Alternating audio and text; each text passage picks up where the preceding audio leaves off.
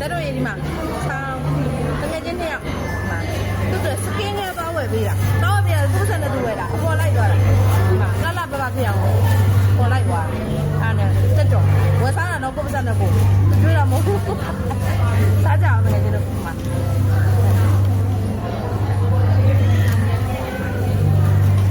တခါတလေစားကြည့်တာ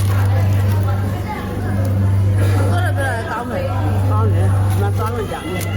ခါမစားဘူး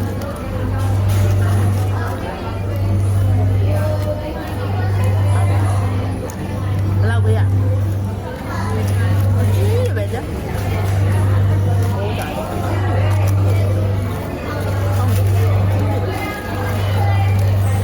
ောင်းတယ်အဲ့ရကောင်းတာတောင်းကောင်းလားတန်တယ်